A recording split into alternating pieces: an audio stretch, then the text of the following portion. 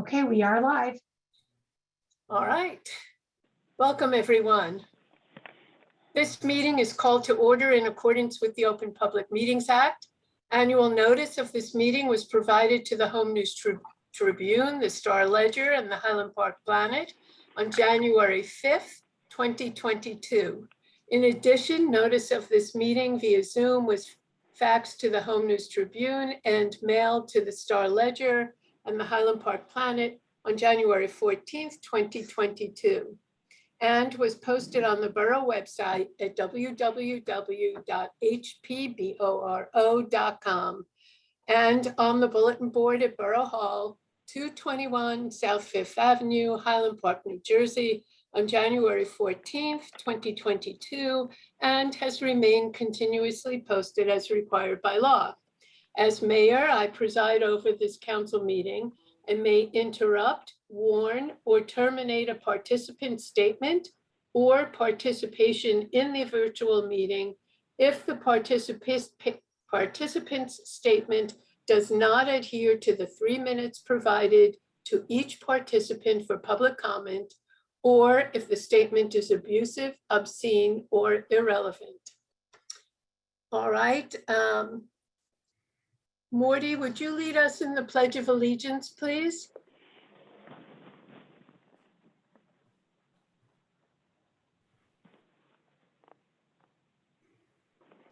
I pledge allegiance to the flag of the United States of America and to the republic for which it stands, one nation, under God, indivisible, with liberty and justice for all. Thank you. At this time, I have the great honor of swearing in Councilwoman Tara Canavera. She could not be with us at the reorganization meeting, and she is here with us tonight. And it is my great delight to swear her in front of you all. Tara, would you please repeat after me? I, Tara Canavera. I, Tara Canavera. Do solemnly swear or affirm. Do solemnly swear or affirm. That I will faithfully. That I will faithfully. Impartially and justly. Impartially and justly. Perform all the duties of the office of councilperson. Perform all the duties of office of councilperson. According to the best of my ability.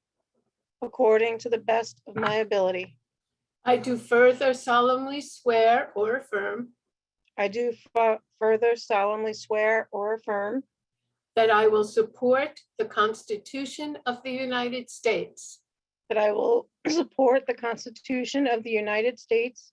And the Constitution of the State of New Jersey. And the Constitution of the State of New Jersey. And that I will bear true faith. And that I will bear true faith. And allegiance to the same. And allegiance to the same. And to the governments. And to the governments. Established in the United States. Established in the United States. And in this state. And in this state. Under the authority of the people. Under the authority of the people, so help me God. Congratulations, Tara. Thank you. Okay. Yay, Tara. Are there any council member questions on tonight's agenda? No? Okay. Seeing none. I would like now to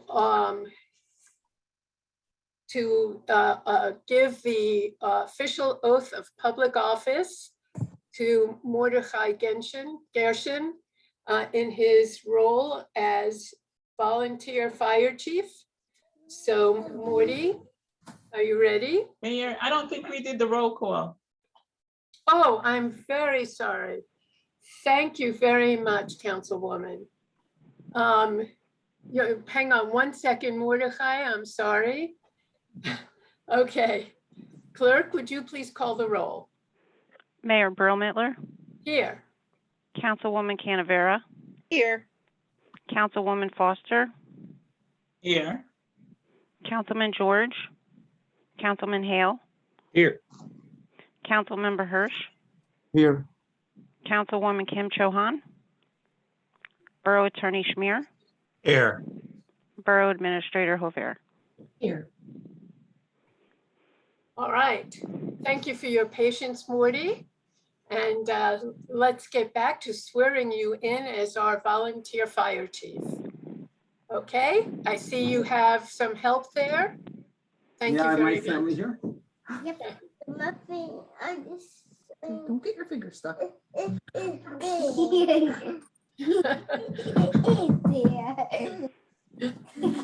Okay, are you ready? I am ready. Okay. Please repeat after me. I, Michael Gershon, I, Michael Gershon, do solemnly swear or affirm do solemnly affirm that I will faithfully, that I will faithfully, impartially, and justly impartially, and justly perform all the duties of the office of fire chief perform all the duties of the office of fire chief with the Highland Park Volunteer Fire Department with the Highland Park Volunteer Fire Department according to the best of my ability. according to the best of my abilities. I do further solemnly affirm I do further solemnly affirm that I will support the Constitution that I will support the Constitution of the United States of the United States and the Constitution and the Constitution of the State of New Jersey, of the State of New Jersey, and that I will bear true faith and allegiance and that I will bear true faith and allegiance to the same to the same and to the governments and to the government established in the United States established in the United States and in this state and in this state under the authority of the people. under the authority of the people. So help me God. So help me God. Congratulations, Morty. Congratulations, Morty and family. Thank you so much. And thank you, family, for giving Marty to us, to volunteer to keep everyone safe. Thank you very much. Family's coming together. You were very good helpers tonight. Thank you both. Yes. Thank you. Okay. All right, then. I'm going to get back to any agenda questions for the council members. No? Okay. May I have a motion to confirm the appointment of Morty Gershon as fire chief? Motion to confirm. Second. Roll call, please. Councilwoman Canavera, Yes, and thank you very much. Councilwoman Foster, Thank Marty and his entire family, yes. Councilman Hale, Yes, definitely. Councilmember Hirsch. Yes, and thank you so much for stepping for everything, Morty.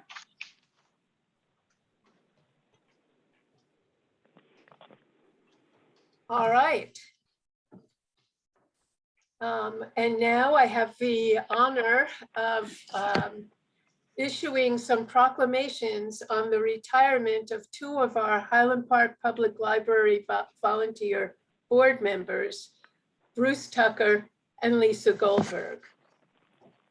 I will gladly read you their proclamations.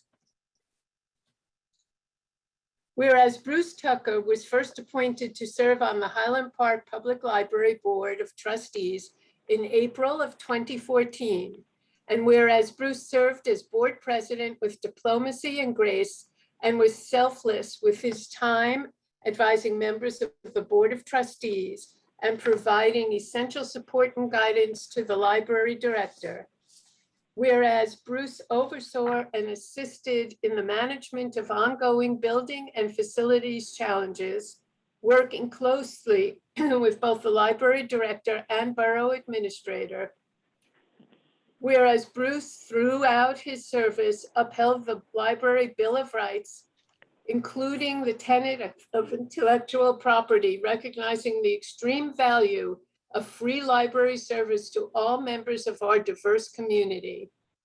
Whereas Bruce provided exceptional leadership through the process of creating an in-depth, multi-year strategic plan for Highland Park Public Library, focusing on areas of facilities improvements, increased community engagement, enhanced digital services, financial stability, and healthy organizational culture.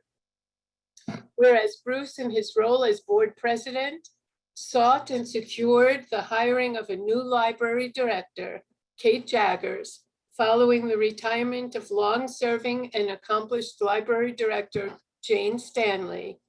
Whereas Bruce is known for his quiet nature and strong character, his love of and skill for words on paper, and his steadfast beliefs and determination to fulfill any commitments. Whereas Bruce resigned from his position on the library board in December of 2020, including 7 years of service that inspired and supported the work of Highland Park Public Library to become a stronger institution.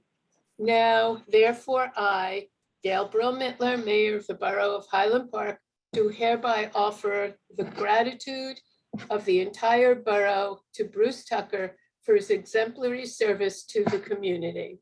Thank you, Bruce. And now, Lisa Goldberg.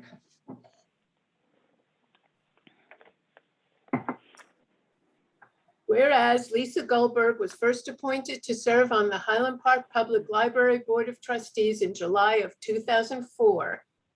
Whereas Lisa served on various board committees and most recently, the Finance and Personnel Committee. Whereas Lisa was generous with her time advising the work of the Board of Trustees and providing essential support and guidance to the library director in many areas. Whereas Lisa assisted with a major overhaul of union contract negotiations and worked to improve overall salary structures for the staff of the Highland Park Public Library. Whereas Lisa, throughout her service, upheld the library Bill of Rights, including the tenets of intellectual freedom, recognizing the extreme value of free public service, library service to all members of our diverse community. Whereas Lisa served as a true and sincere liaison to the Highland Park community at large, always holding true to her personal and professional values.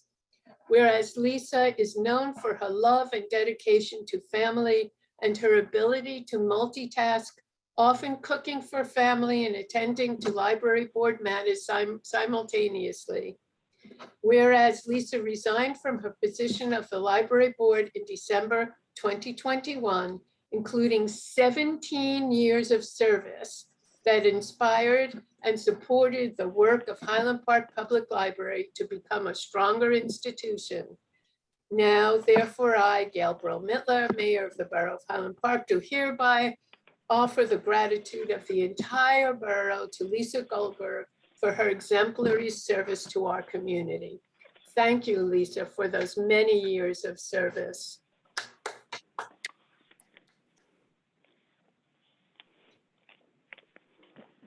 Okay. We're up to our council reports.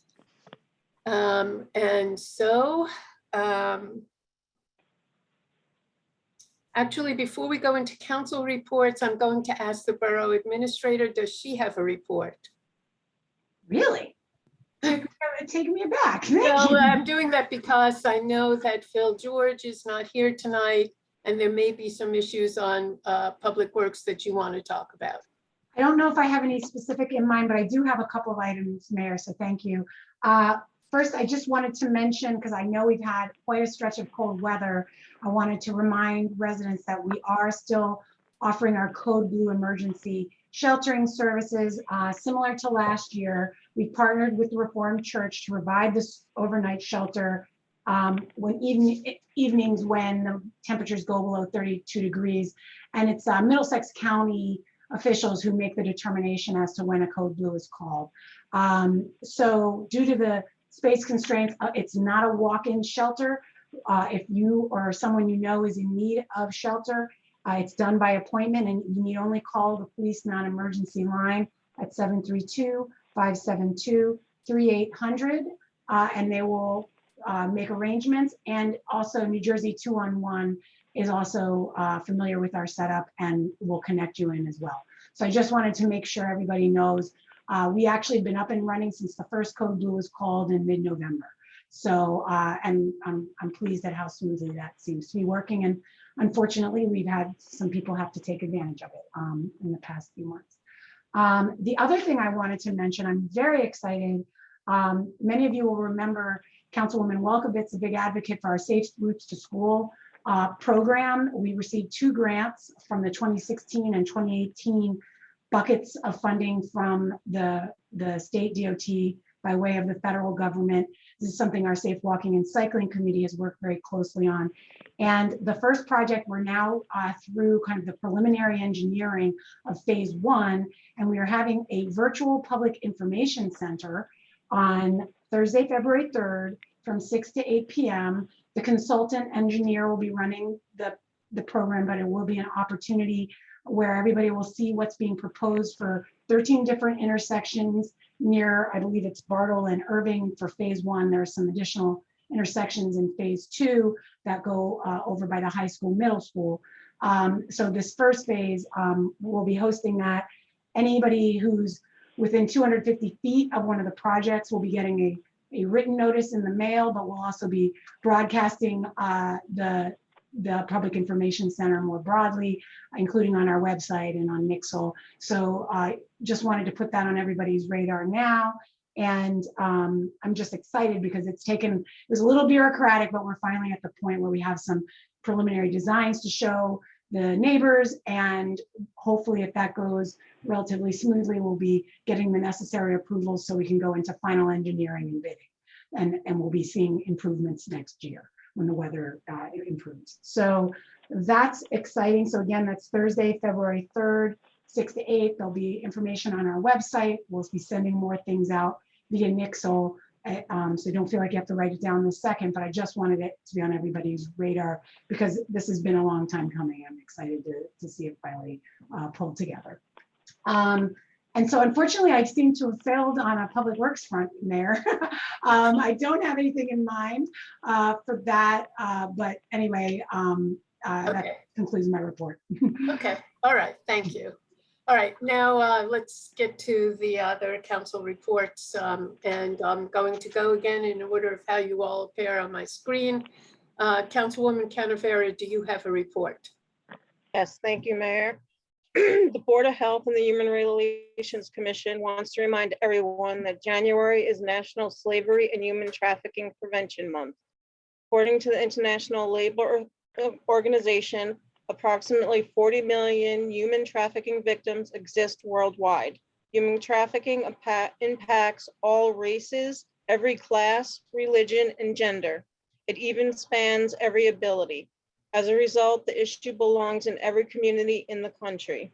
If you are a victim in need of help, please call 1-888-373-7888. And if you suspect human trafficking, please report it by calling 1-866-347-2423. The Human Relations Commission recently held its Martin Luther King Humanitarian Awards. This year's winner was Dr. Norma Bowe in recognition of her extraordinary efforts to provide weekly food assistance to underprivileged populations and to coordinate vaccination clinics for all ages during the pandemic. Norma is a very active community member who works behind the scenes on many boards and commissions. She works tirelessly to make Highland Park safe and equitable for all residents. Correct. Congratulations, Dr. Bowe. The community food pantry is open the second and fourth Thursday, 9 a.m. to 10:45 a.m. and 6 p.m. to 7, and the Saturday following Thursday of every month, 9:30 a.m. to 10:30 a.m. Donations can be made using their Amazon wish list. Highland Park gives a hoot. The food their pantry is open Tuesdays from 10 a.m. until 11 a.m. Donations can be made by mailing a check to Borough Hall with a memo that it is for the Highland Park Gives a Hoot. Between the two programs, they've been serving over 300 families.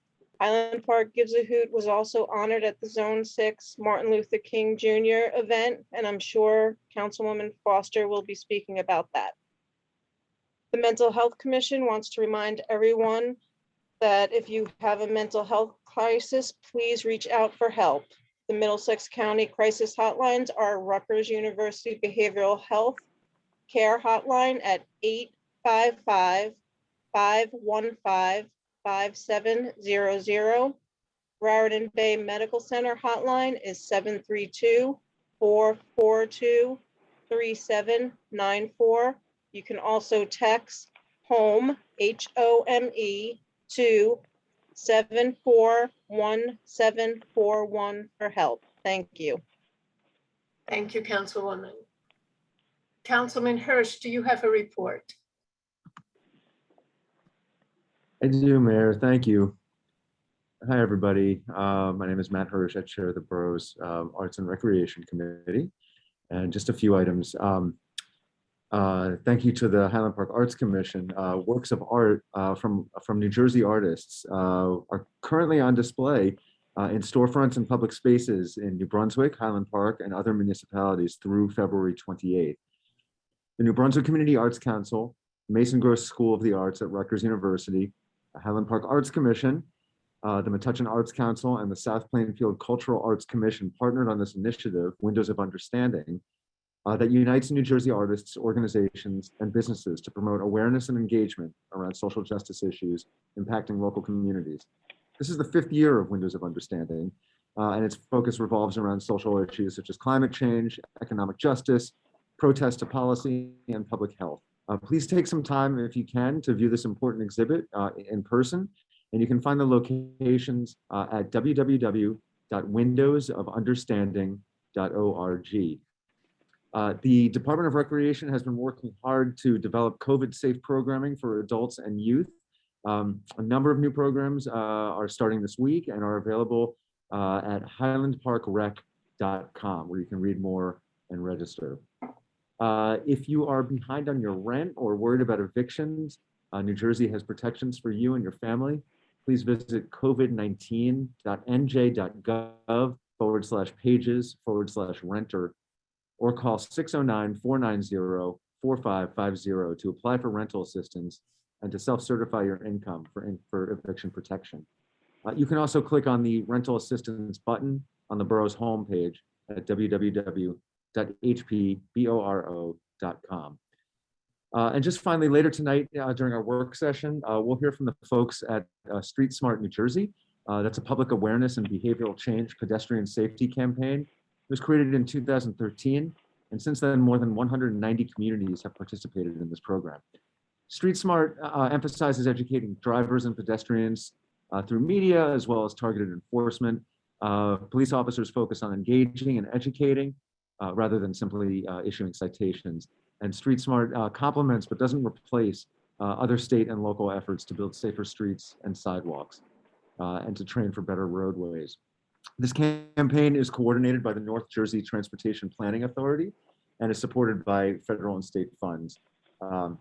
And I just wanted to thank Trish Sanchez and the team at the Safe Walking and Cycling Committee, Lieutenant John Satchow and Sergeant David Soden, who are here today for working on this effort. The Safe Walking and Cycling Committee heard this presentation back in November and agreed that the borough should consider moving forward with this effort as one facet in our effort to make the borough safer for pedestrians and cyclists.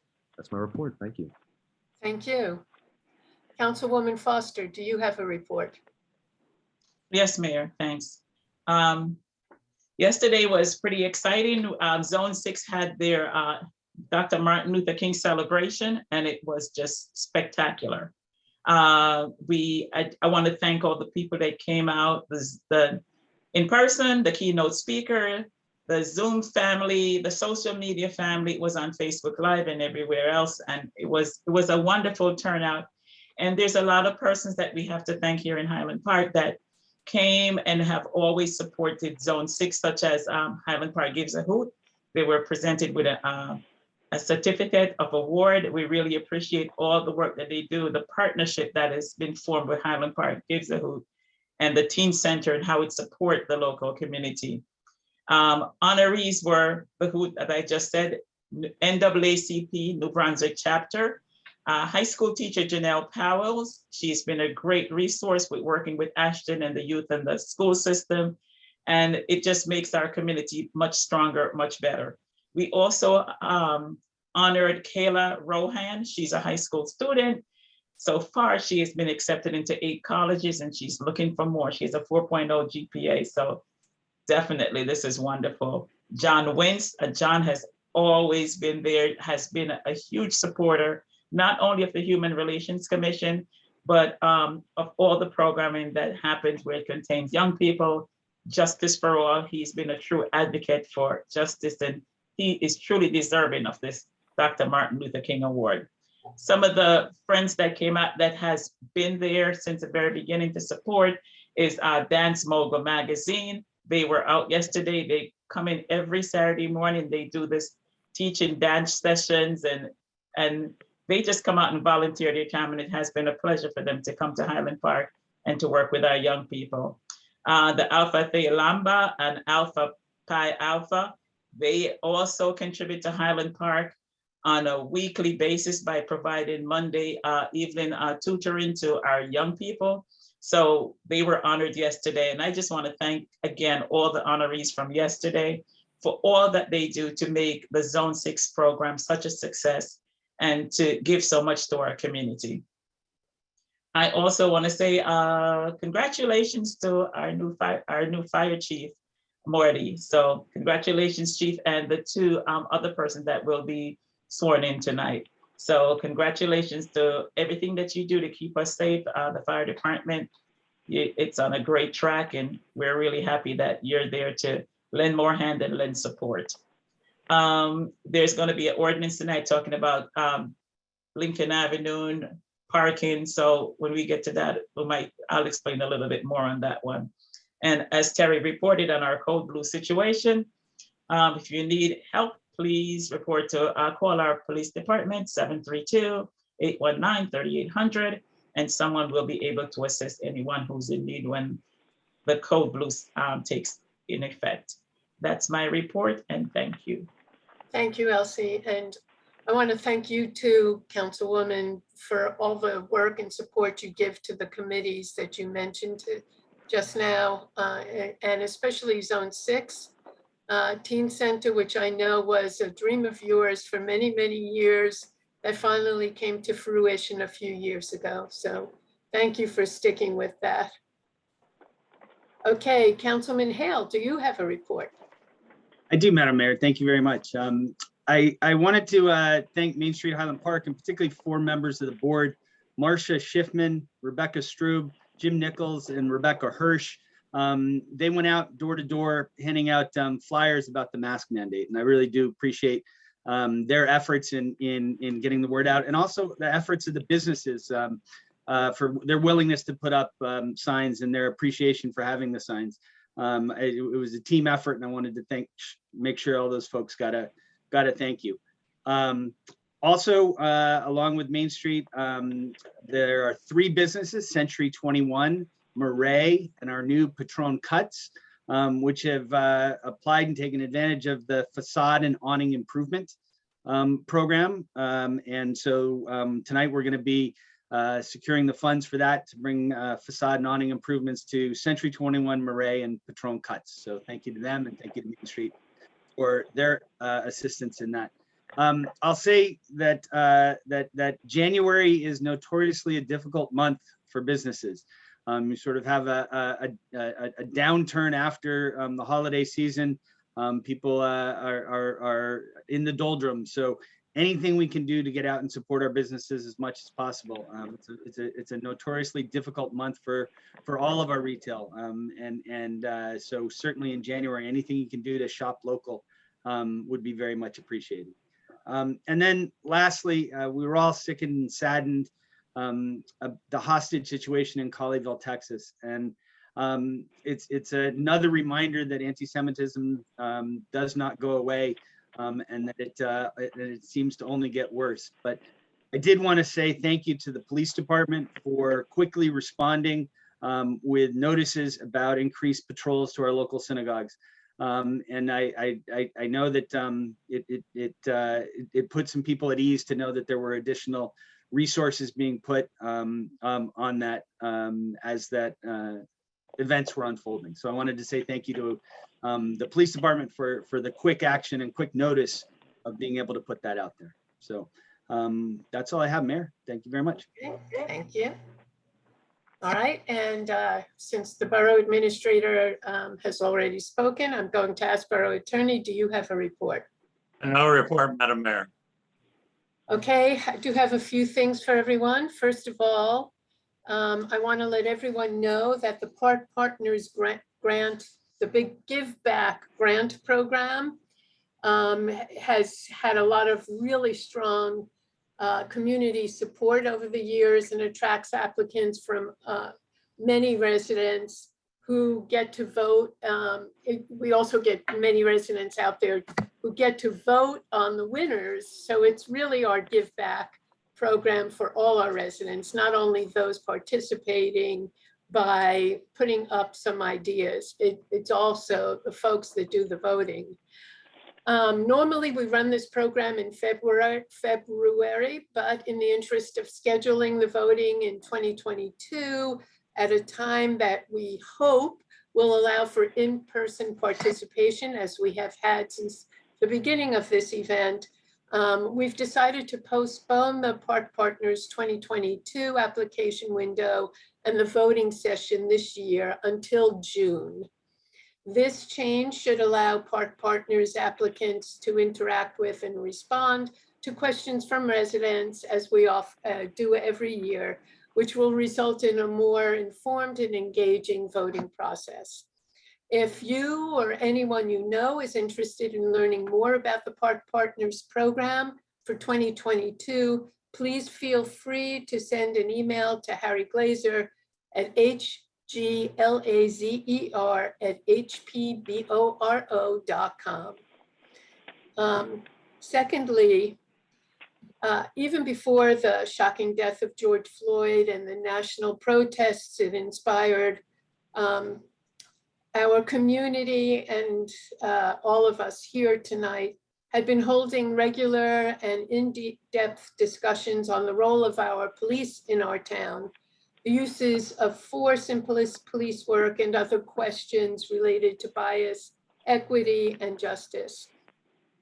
The Mayor's Equity Advisory Council has become one of the primary forums for discussions, and they are now looking into other possibilities, such as establishing a civilian complaint review board. We've been working with other municipalities in New Jersey on how they've put theirs together. To make sure that this group is broadly representative and to fill some of the recently vacated positions, the Advisory Council and I are seeking volunteer applications for new members of the Mayor's Equity Advisory Council.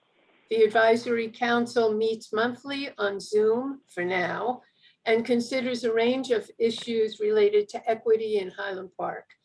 To volunteer for this group, please contact Borough Public Information Officer Harry Glazer at hglazer, that's HGLAZER, at hpboro.com, and he'll advise you on how to get an application for volunteering.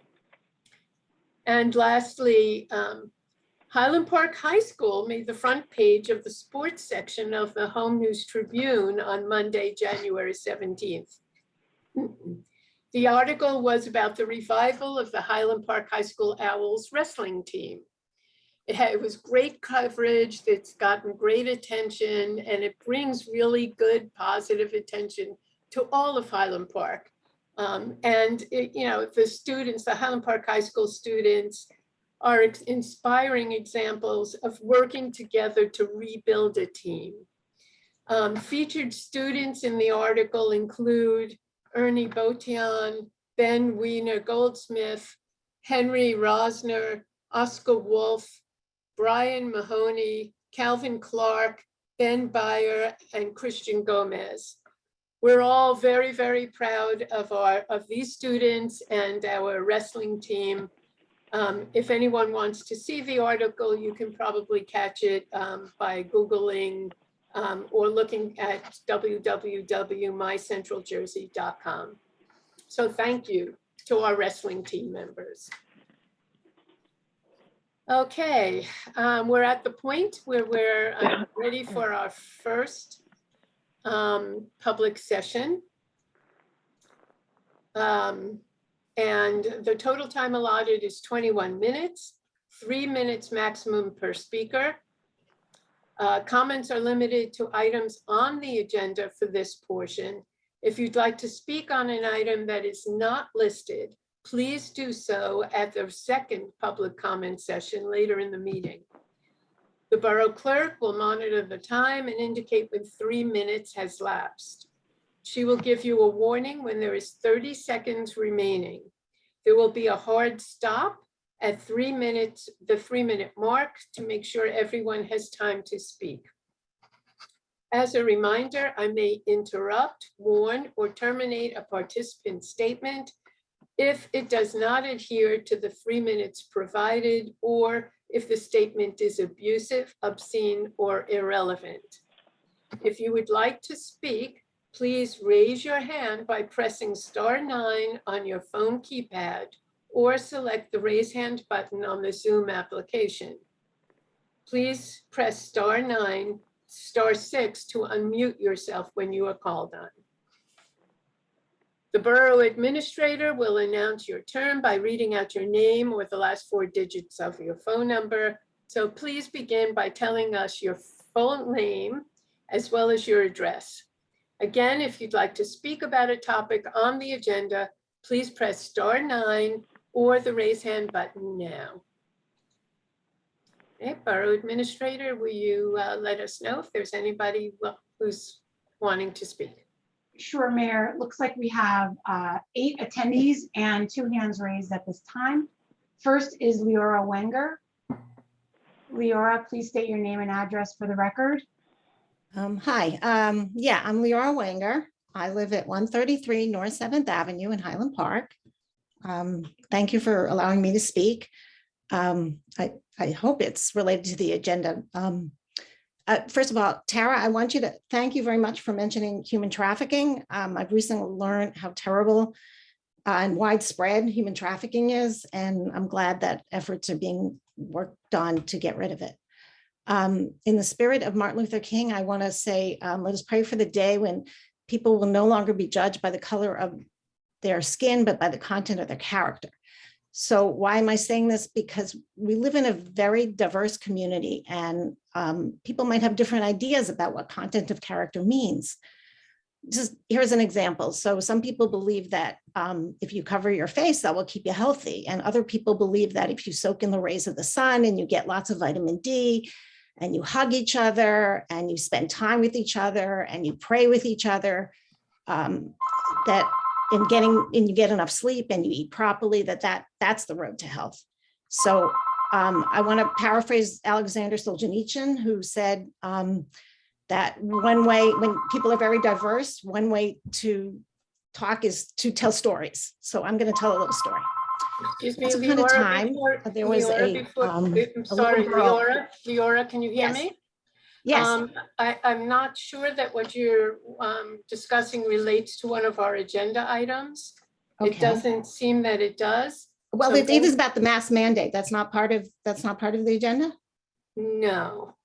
Oh, he did. I was mentioned several times. You mentioned diversity. Do you want me to just tell the story later, or can I tell Yeah, it? if you don't mind, if you could come back for the second portion of the. Okay, all right, that's fine. Thank you very much, Leora.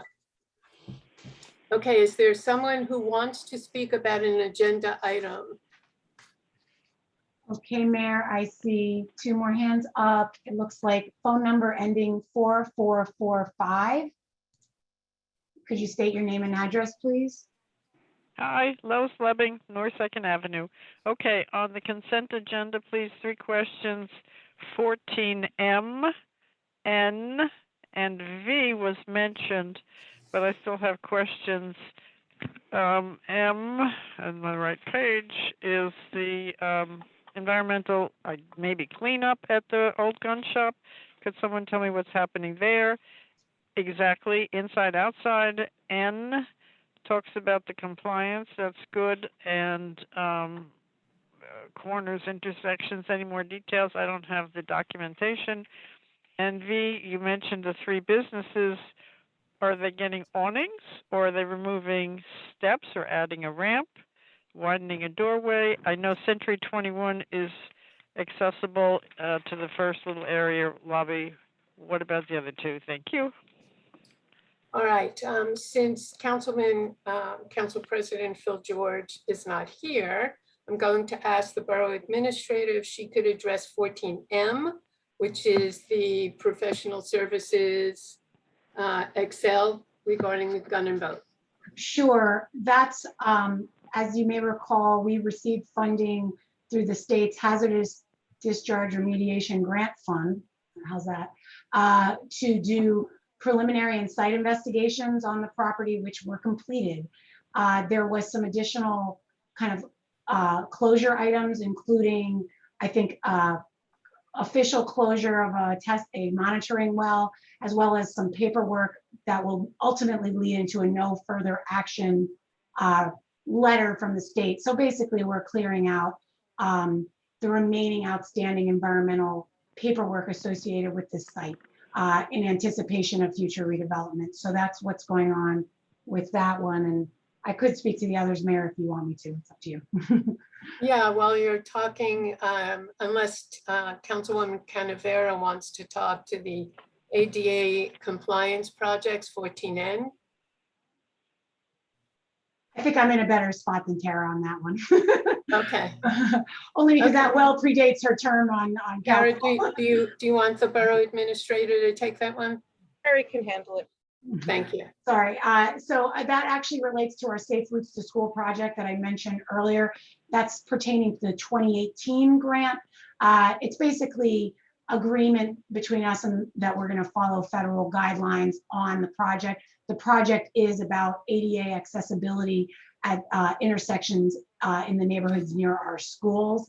That's just phase 2 of the project. That resolution actually should have been passed a little while ago. The DOT flagged it and we're just, catching up on the paperwork.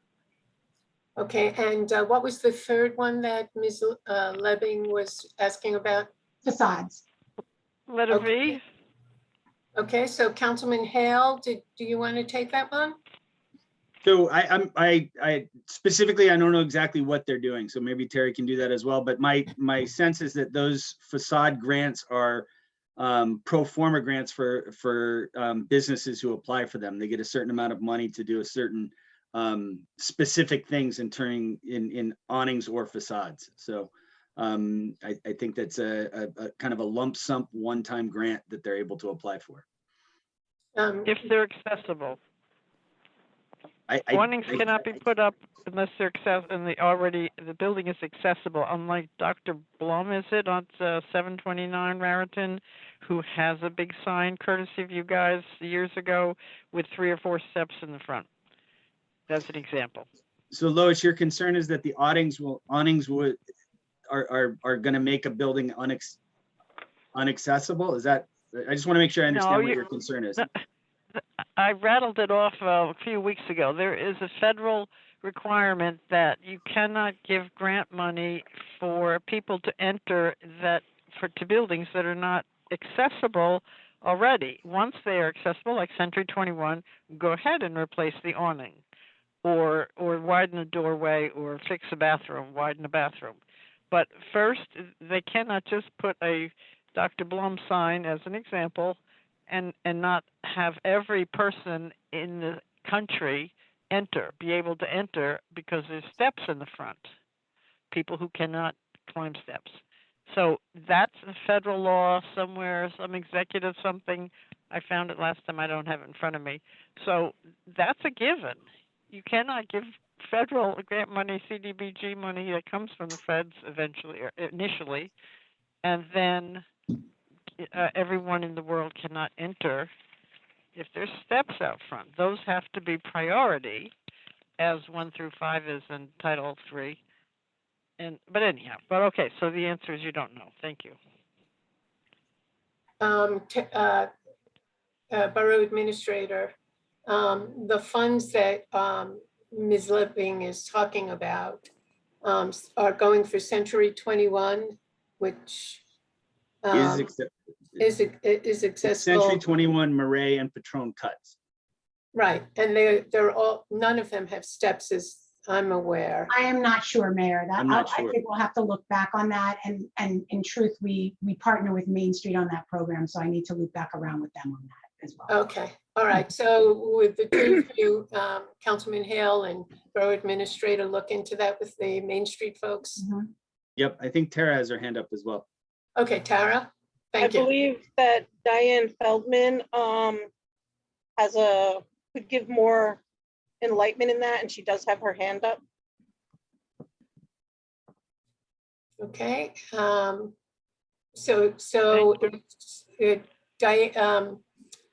Terry, would you like to call You want on me to go in Diane? order, or would you like me to jump? Well, since we're talking about this, Sure. then I'm gonna if have Diane- to close Lois out Okay, to do that. Hold on one second.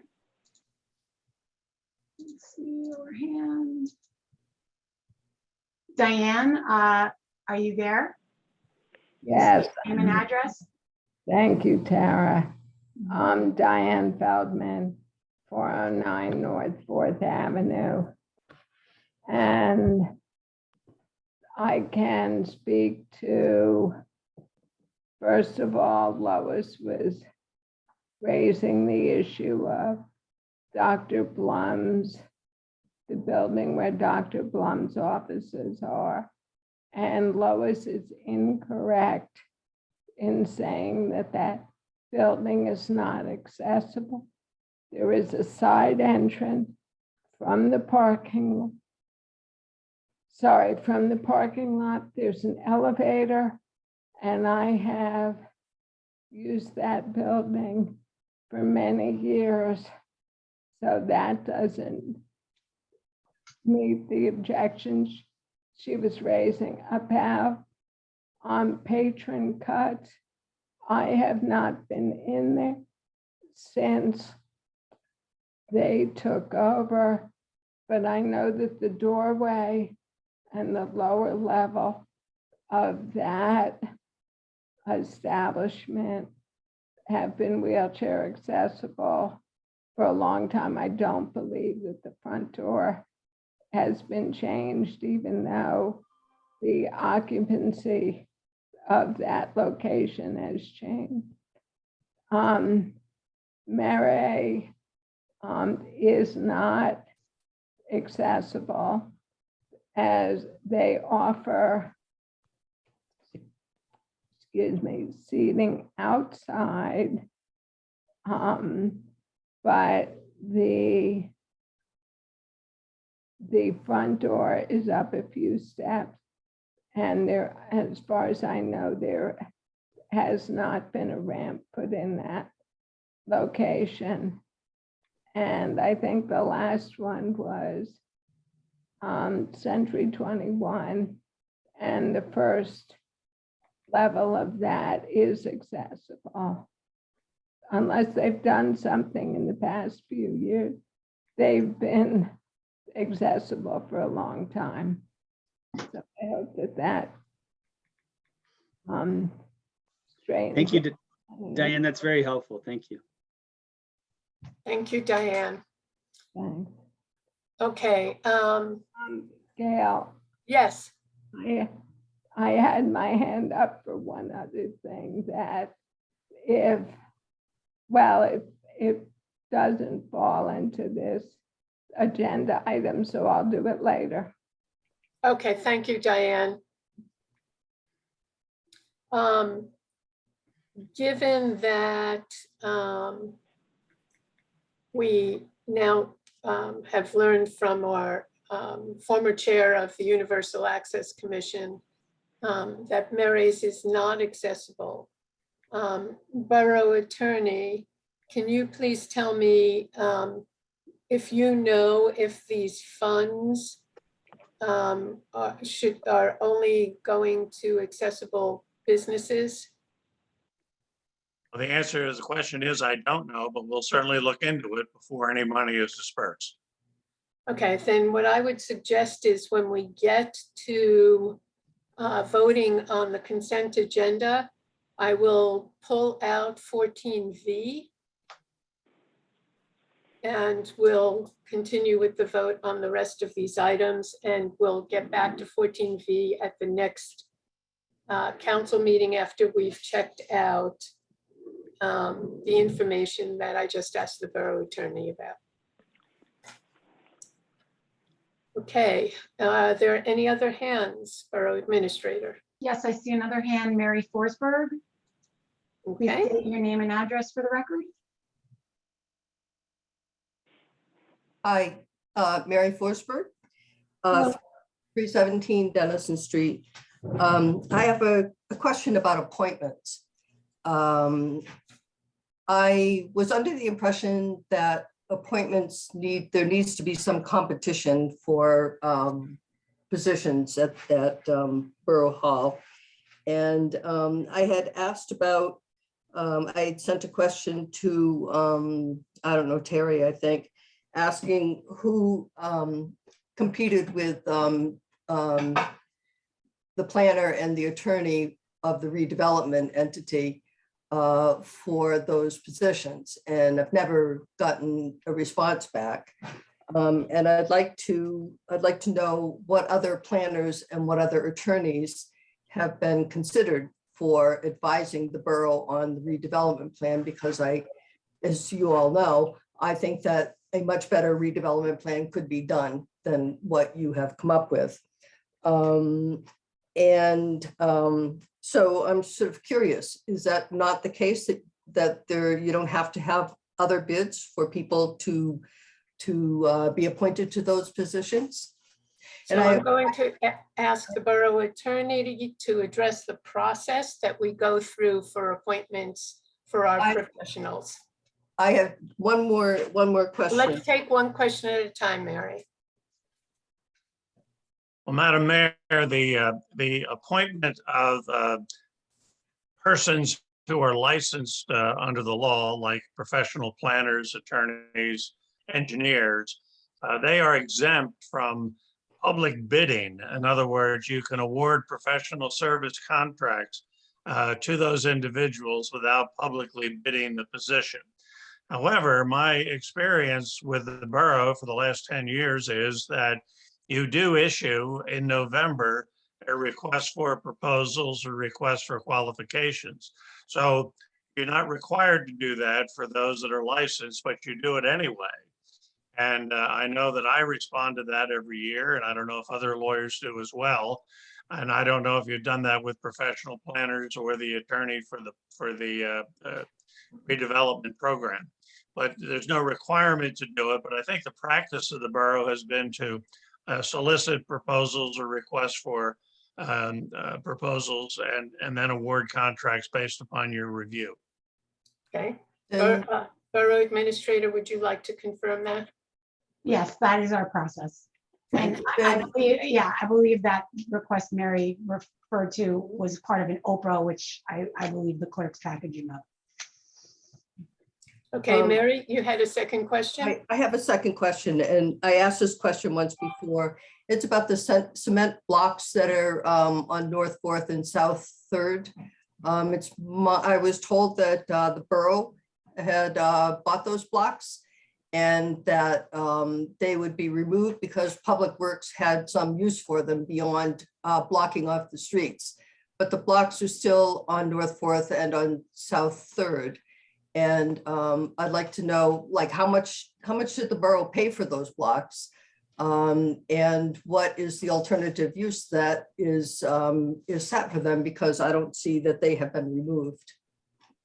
I believe I asked that maybe as an Oprah question as well. Okay, so first of all, I'm going to ask the borough attorney if a question has been Oprah'd by someone, are we permitted to answer it outside of the Oprah request? Yes, you are. Okay.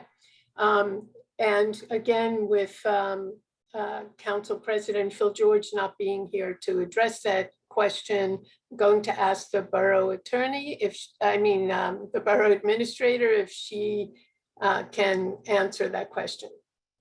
Yes, the concrete barriers that we purchased when we closed South 3rd as well as North 4th, I believe run between $50 and $55 each. So we're not talking about huge sums of money. Don't ask me exactly how many we purchased, but 10 to 12, I would guesstimate. We're repurposing them. We actually carved out some of the parking on North 4th for outdoor seating. It has been kind of cold, so I don't know that they've been particularly well utilized the last week, but that they're still being used for the outdoor dining purposes, albeit in a more modified configuration on South 3rd and on North 4th. I believe a couple may have moved down to DPW at the yard, and they use it to line up materials. I mean, they use all that kind of stuff. I'm not an expert, but around the yard to organize debris, things, staging areas, etc. So the plan was when they were no longer needed outdoors, they would have a home. Mike assured me there would be a use for them. We just want to use them downtown for as long as we can. Okay, and Councilman Hale, I see your hand up. Did you want to address Yeah, that question? I just wanted to add that one of the alternative uses that we have talked about and thought about is that someday we're very hopeful that Arts in the Park and our street fairs are going to be back up and running once we move past COVID, and those barriers could be quite useful as Main Street is setting those up. So they haven't been used for that now, but in the future, when those events come back, they certainly could be used in that capacity. Thank you. Okay, Mary, did you say you had another question? No. Okay. Thank you. Thank you. All right, Borough Administrator, are there any other hands? No, we have 10 attendees, no hands raised at this point. All right, then we're going to move on. We're going to move to the ordinance that requires a first reading this evening.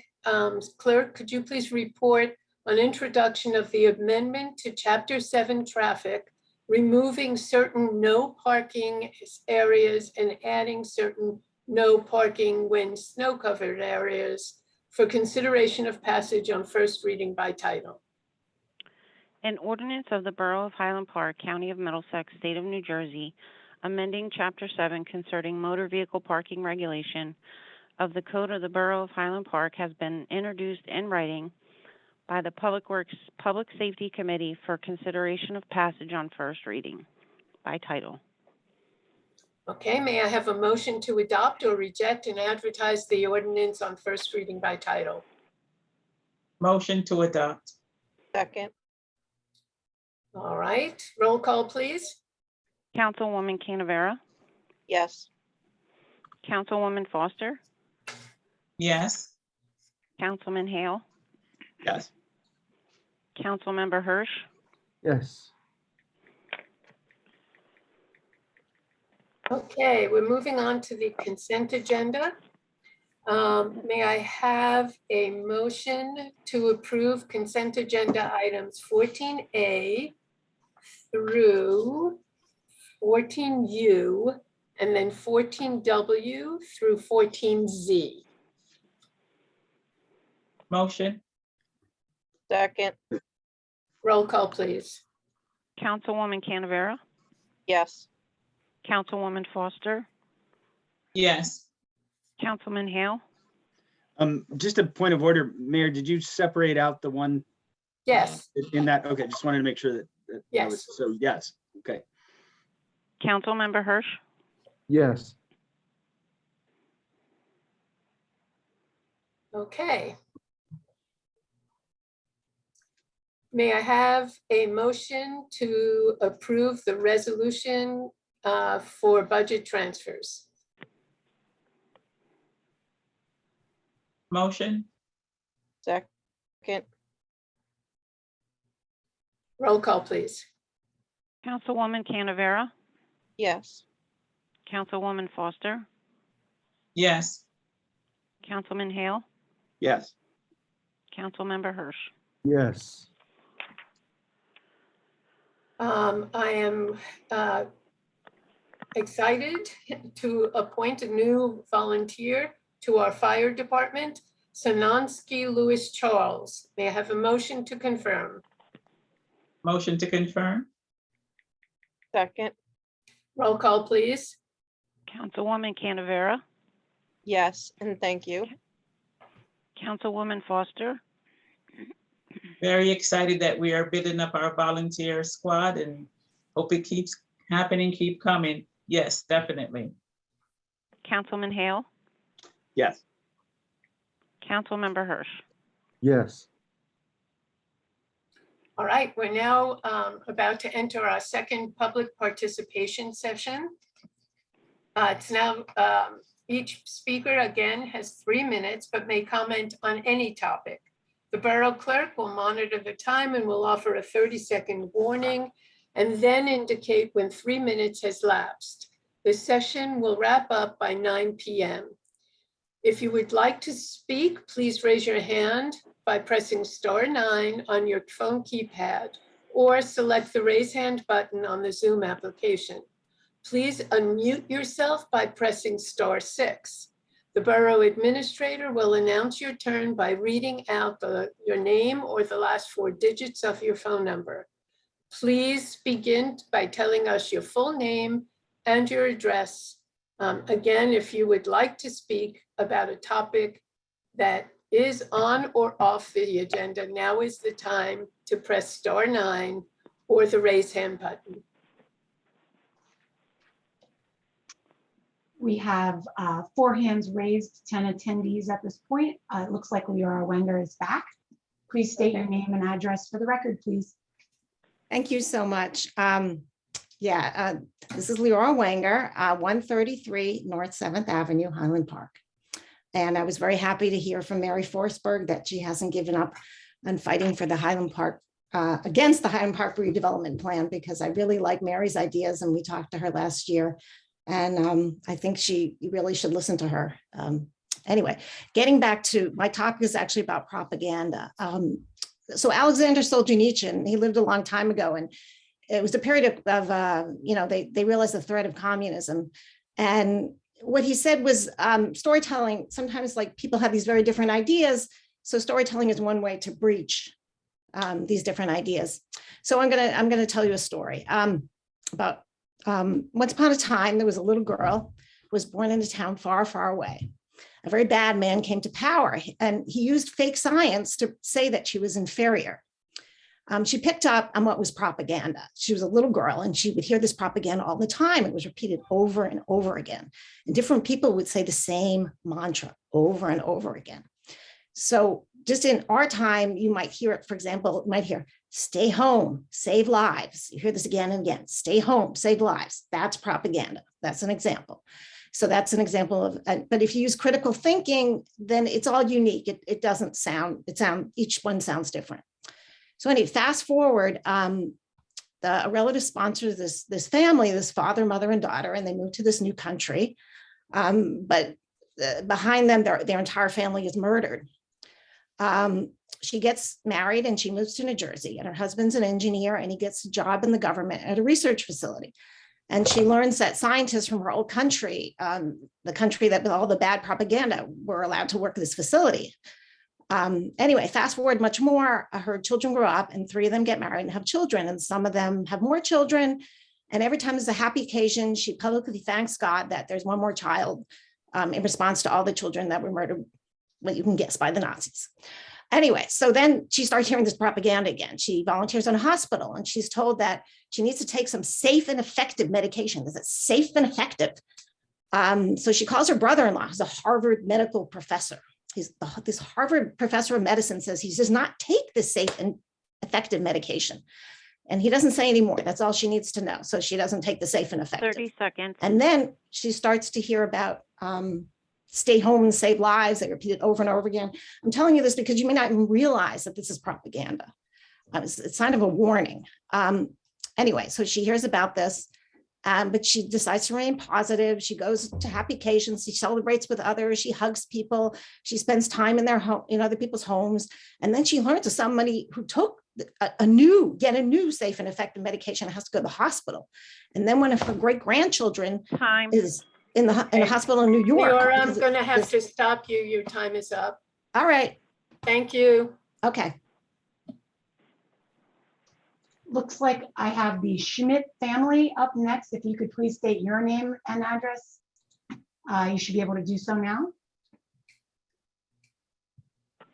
Hello? Yeah, I was trying to figure out how to use Zoom. My name is Yosef Schmidt. I live in East Brunswick. And I wanted to talk about, I used to live in Highland Park many years ago, and I used to volunteer on the Highland Park First Aid Squad back then. The discussion I want to talk about is the whole mask mandate. I also work in construction, so I understand PPE systems in a very intimate way, using them for many years. There's this putting on a random mask and thinking that's going to help doesn't actually do very much. PPE works more as part of a system, and you need to go, and it's not going to, is also, you need to know which one you're supposed to wear, not just a general mask. And there has to be, usually they're connected also with other things. Like when a surgical mask is worn, usually the surgeon will actually be in a positive pressure room to go and keep bacteria and other things out as much as possible. It's impossible to keep it completely out because it's everywhere. He has gloves, he has a gown. And in fact, the surgical mask is an OSHA, as far as I can find, have to do with preventing blood splatter onto the actual face of the surgeon. That seems to be why they wear them. It's actually an OSHA bloodborne pathogen on that section. When you deal with PPE, there's all sorts of aspects of it that just putting on a mask doesn't prevent like air from coming out. There's aspects of physics too. If you go and you breathe, if you have a tube and you put a lot of air through a very small amount of space, it will actually shoot farther. And I've heard scientists actually infer that might even make the whatever when you breathe out, when you push it out through those small holes or through the sides of the mask, because it has to go somewhere, it doesn't just stay in there, it will go farther away. And than it would otherwise, as well as there's other aspects of sweat. That's another bodily fluid. Does that actually evaporate into the air when you speak and it comes out of the mask in various places? Does that evaporate in the air around you? And there's a lot of science about how masks actually are not really good at preventing sort of aerosolized particles. I have this respiratory therapist friend of mine who mentioned that they will help with large pieces, like if somebody sneezes or coughs, some large pieces, or I've heard some surgeons say that if they drool or say accidentally spit or something, then the mask would prevent that because it's much more larger pieces. There's Highland Park put a mask mandate out. 30 seconds. Thank you for letting me know. And there's a lot of science actually against just masks using them. And there's negative aspects too. There's psychological issues for some people who cannot deal with them psychologically.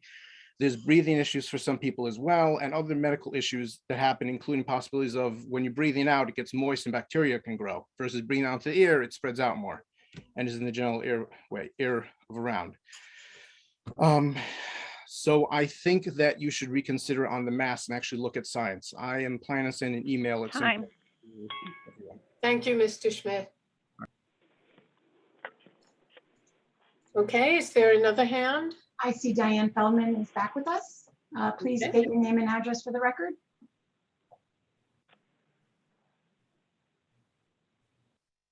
Diane? Yeah, sorry.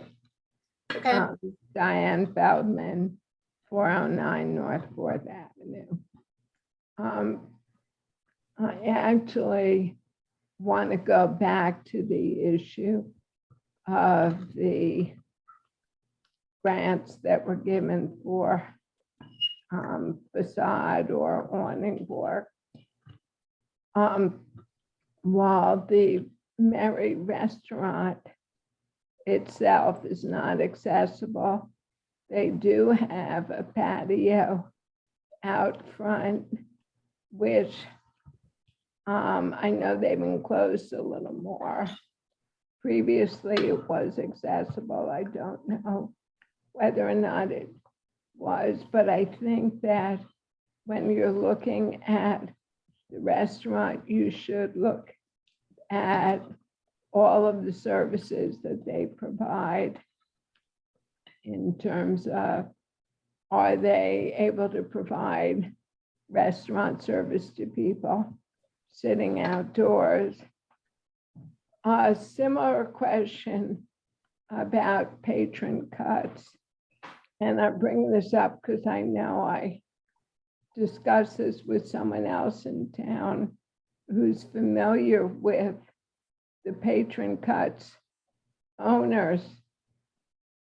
And I know that the location which they moved into has steps about halfway back through the store. My question months ago was, are they going to have barber chairs available in the front half, or will people be required to walk upstairs to be serviced in their establishment? So I'm just raising this because I'd like the global question of, are they providing services that are accessible, to not just look at the bricks and mortar of the building, but everything that they're doing? That was just my follow-up to the initial one. The reason I originally raised my hand was I know I had a discussion with the Borough Administrator, I believe it was last week, 30 seconds. about wording in the Highland Park ordinances, because we talked years ago about removing the word handicap. It was only done in the parking ordinance, and I just wanted to raise in a public forum that the borough is committed to looking at removing the word handicap from all of its ordinances. Yeah, Diane, I can tell you, Diane, that I had a conversation with the Borough Administrator. I guess it was after you spoke with her, and we did talk about removing handicap from our terminology when we're addressing issues and putting our ordinances together. Accessibility is what we've been talking about lately. So I know she heard you, and I know she's been looking into this. I do want to mention, I did go into Patron Cuts when they first opened, and it appeared that they had their 2 chairs in front of the shop. So I'm just wondering if Councilman Hale, could you check and make sure, that those chairs will remain there? Certainly, I'd be happy to go in and take a look. The issue from what the ADA requires is that you have to provide access for your services. And so that's all I'm saying. Let's look beyond the bricks and mortar. Yeah. Thank you. Thank you, Diane. Councilman Hirsch, did you want to say something? I thought I heard. Just as a patron of Patron Cuts, and Reese and Trevon do an amazing job, and their chairs currently are handicapped, are accessible. They are ground level. So I don't know if they have any plans to change, but currently, since they've opened, it's been the case. Right, but you'll check on that, Councilman Hale, right? Absolutely. Okay, thanks. Okay, are there any other hands, Borough Administrator? Yes, Mayor. Let me just close out Diane. Go to the next one. Looks like phone number ending in 4445 is up next. Please state your name and address again for the record. Hi, Lois Leving, North Second Avenue. Okay, I just found in my book under the federal accessibility buildings, well, alteration, it says I didn't have time to look further, but 4.1.6, letter H, entrances, I'll go down to the middle.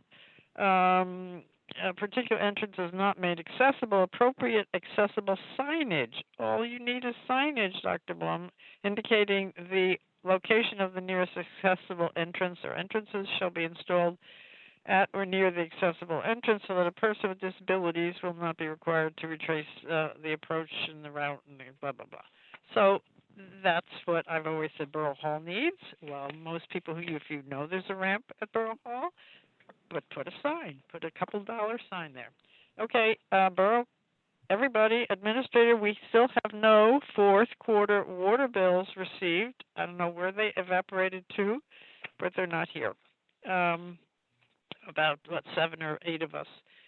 The last December council meeting, a council person chided Mary by saying it's the redevelopment, I think, or the borough money is not all about the north side.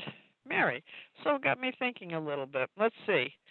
Railroad tracks in most states, it's on the wrong side of the road. Railroad tracks on the north side. South side, I do not mean any argument, but the south side has beautiful 5, if I remember, rain gardens, and the north side, the triangle, have none. And if you stand at a rain garden and look toward the north side of either 3rd or 4th or the one at 5th, the area goes downhill toward the north. Instead of having metal chairs or cement, at intersections that flood constantly, continuously, like North 2nd, might have a chance to have a rain garden somewhere on this intersection. Parks, yeah, we can cross a very busy county road on the north side. South side has a wonderful park no one has to cross to. County Park plus Felton. Triangle, none. Schools, we each have a school with a little bit of a playground, not much except for the high school, the north side. Bartle continues to make inaccessible playgrounds. I'm not sure if the final rules were passed, but it just has to be 1,000 square feet, which that is far exceeding. 30 seconds. And anyhow, so if you want to compare, I think we have no safety substation here on the north side, which would be wonderful at the old Hamilton Center School. And pedestrians, safety is important. Why not put, anyhow, teen zone. That's what I was going to look for. The teen zone, you have that. You have the cave used to be in existence. We have none on the north side. So please, we are not given anything except maybe a parking deck. Thank you. Thank you, Lois. Okay, are there any other hands? Yes, Mayor, we have 2 other hands. Looks like Dan Stern Cardinal is up next. Please state your name and address for the record. Hi, Dan Stern Cardinal, but I saw Tara had her hand up just there. Oh, I'm sorry. Thank you for catching that. Thank you, I was Dan. looking at the little yellow hands. Yeah. Thank you, Dan. I just wanted to mention that the school district has reached out to the Commission for Universal Access and are asking them for guidance on redoing their playground so it is accessible to all students. So I just wanted to put that out there, that Commission for Universal Access is working with the school district. Thank you for that. Dan. Can you hear me okay? Yep. Great. Dan Stern Cardinal, 221 Harper Street. So I want to start by saying, I don't say this often, use this often, but I'm an evolutionary virologist. So this is actually my field when we talk about this stuff. So I want to thank you again for the mask mandate. It's a really important public health measure and a very effective public health measure.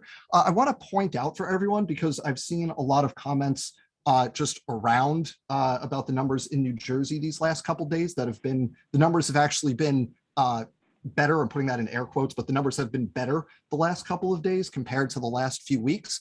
But I just want to remind everybody that we're coming out of a weekend and a holiday. So those numbers are definitely an underreporting. And I think everyone should expect those to kind of bounce back up as the week goes on.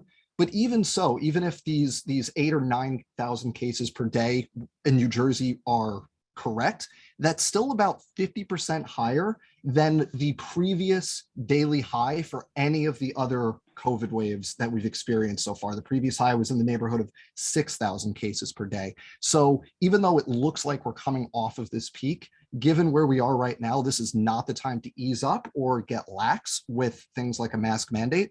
The thing we need to do is be fully vaccinated. That's 3 doses now counts as fully vaccinated. So if you're eligible and you haven't done that, please do that. And I want to thank the gentleman who spoke about proper PPE. What we know is that properly fitted KN95s or N95s are very effective when it comes to reducing transmission of SARS coronavirus 2. So thank you again for following the science on instituting the mask mandate. And I just want to remind everybody, get vaccinated and follow best practices. Thank you. Thank you, Dan. Okay, Borough Administrator? Yes, Mayor, I see one hand. It looks like it's Mary Forsberg. Please state your name and address for the record. Mary Forsberg, 317 Dennison Street. One of the council meetings, last few council meetings sometime, you mentioned that Highland Park is looking into doing a revaluation, which is long overdue because the last one was over 30 years ago, I think. And I'm wondering what the status of that is and how you will select the company that will do the revaluation and what kinds of instructions you would be giving any company that would be doing it. Because I remember I was here when the last one was done and there were a lot of problems with it, as I recall. Not too long ago, in early 1990s, the Star Ledger did a very interesting article that looked at 3 municipalities, Montclair, Highland Park, and I can't remember what the third one was, but they basically looked at different parts of town and said that the assessments in those parts of town were inappropriately low or inappropriately high. I presume that nothing, well, obviously nothing has been done because we haven't had a revaluation since 1990. So that's my question. So that's a good question, Mary. And with Councilwoman Kim Chohan not being here, I'm going to ask the Borough Administrator if she would like to address the question of the reval and how we're moving forward with that. Yes, the tax assessor, Tom Mancuso, has been charged with drafting a draft scope of services for my review and that of the governing body. One of my calls will be to our borough attorney to find out, this may be one of those situations. This could very well be a professional service contract, so we may not be obligated to do a bid, but we're going to take our options under advisement and get some advice from the attorney. But our first priority is getting that scope of work, what we want to entail. And I know he is very interested in specifying some distinctions for commercial properties, and we're working through that as well. So that will be the first step. We'll get a scope we all agree with, and then we will solicit proposals. But the process we use, I have to defer to the attorney's office as to what's most advisable, because to your point, we want to get a qualified company that we feel confident in. And I'm confident in our assessing office's ability to get this done, but we need a good partner from the company that we select.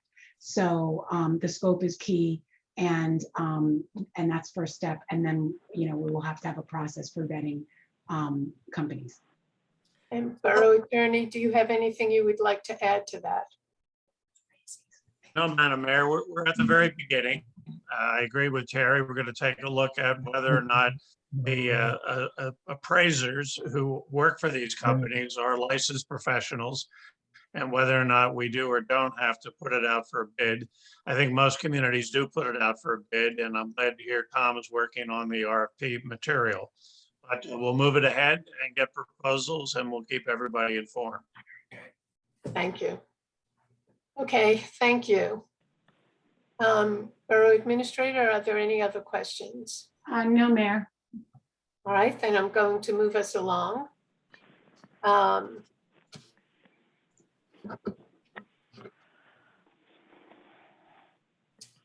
This is generally the time when we take our 5-minute break before going into our work session. Does anyone feel like they need a break? Would you like a break, or should we just keep going? Keep going? Keep going, okay. Good answer. Okay. Moving on to number 19 on our agenda. We're moving into the work session now.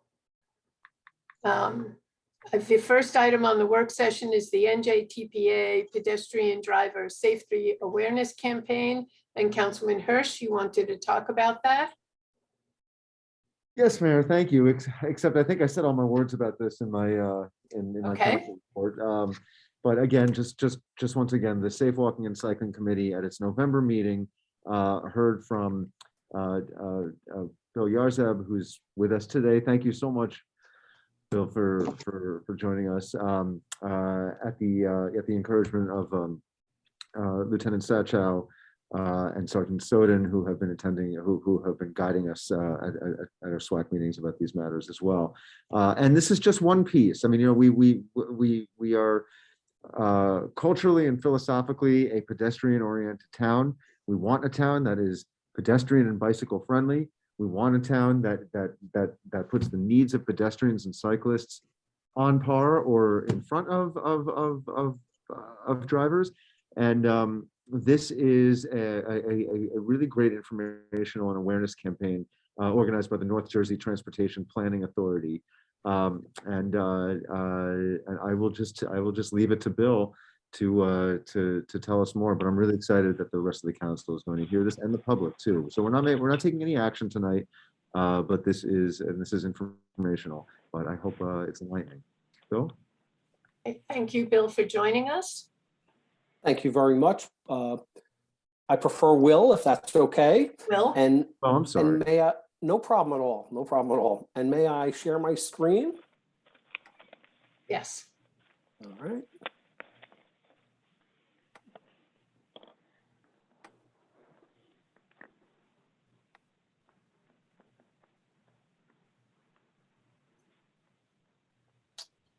Okay.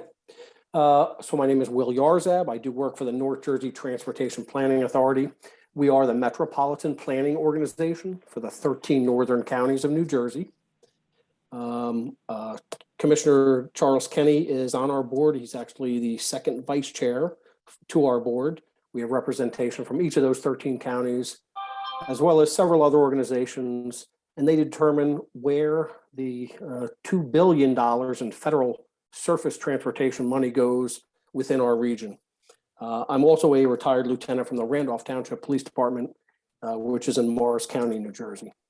So Street Smart New Jersey, we are federally funded, and FHWA came to us in 2013 and said that because of the high pedestrian crash numbers we have in New Jersey, we needed to get a program together to confront that.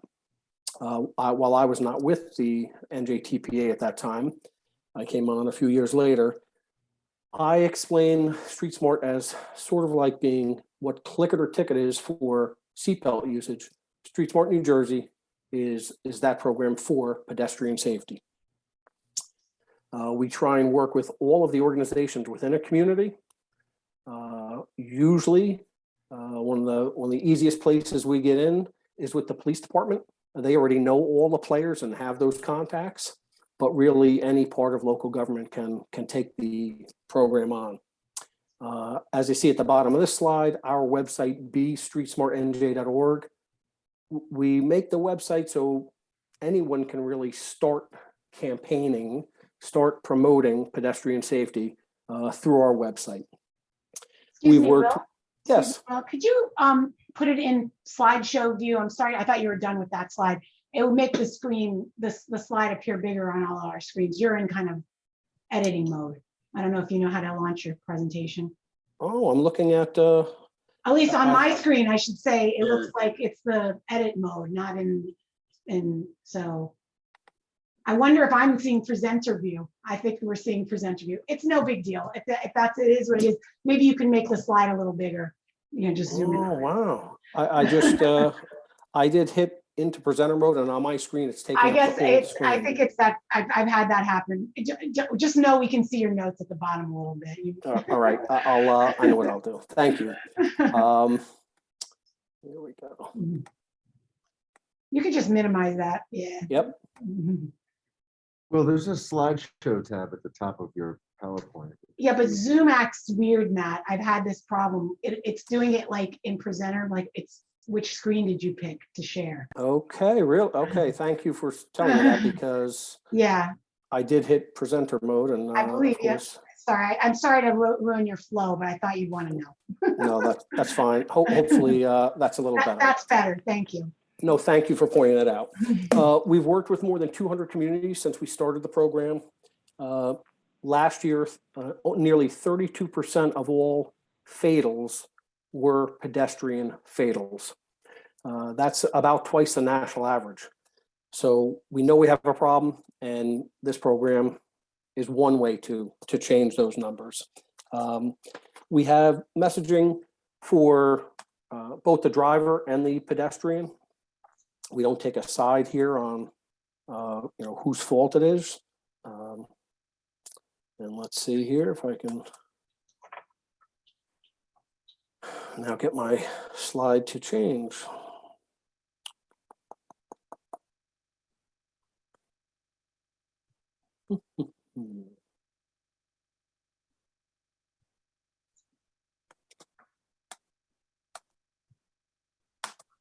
Okay.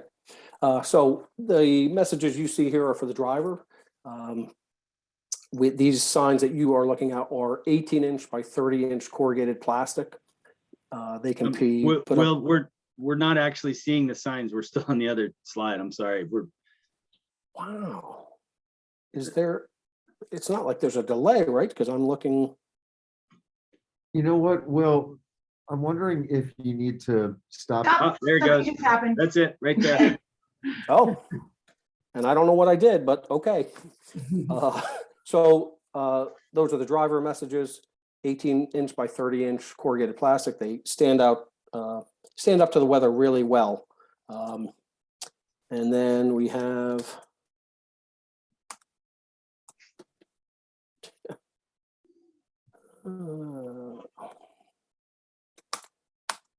this is frustrating to say the least.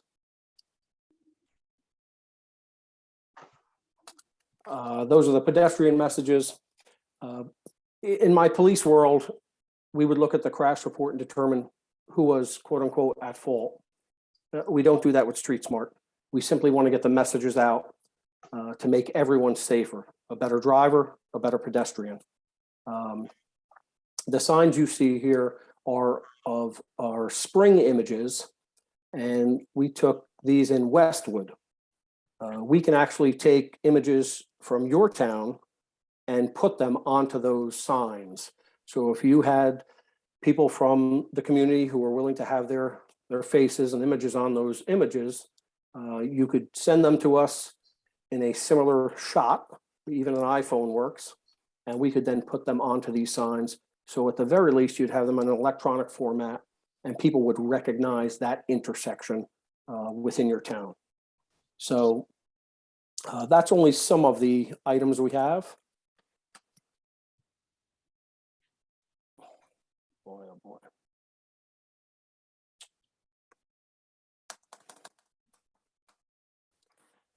So this slide shows the other materials we have. On the left, we have coffee cup sleeves. The two items to the right of the coffee cup are our tent cards. which are great for storefronts near the register or cafeteria tables or diner tables. The image at the bottom, the blue and the yellow, is our bifold safety tip card. That card has several versions, but the one we normally have is in English and Spanish. And again, it gives both the driver and the pedestrian message. And then finally, we have the coasters, bar coasters. Unfortunately, we do find when we review the data that people are doing the right thing by not driving, but as they go to get their Uber or walk home, because they've been drinking, they make some poor decisions and put themselves at risk, and that's one of the issues we have with some fatalities. Division of Highway Traffic Safety gives out some grants, but they're usually to organizations that have a lot of pedestrian crashes, and thankfully, you do not have that. But I always tell communities, sometimes the police department may have forfeiture funds, or in your case, if you do have a line item for your committee, you can purchase materials fairly inexpensively.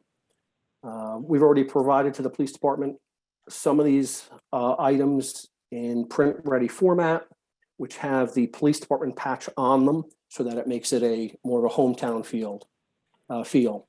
Now, we do our program in a couple ways. A full campaign is usually led by one of the transportation management associations, the TMAs. In your case, Keep Middlesex Moving is your local TMA. And while KMM hasn't had the capacity to do a full campaign, when we've had the support from an agency or a community, we decide on an intersection based on data that we're going to focus on. We then go out before any publication that a campaign is going to take place, and we do observations of that intersection to see what the drivers are doing and what the pedestrians are doing. And we take kind of the baseline temperature of the community for that intersection.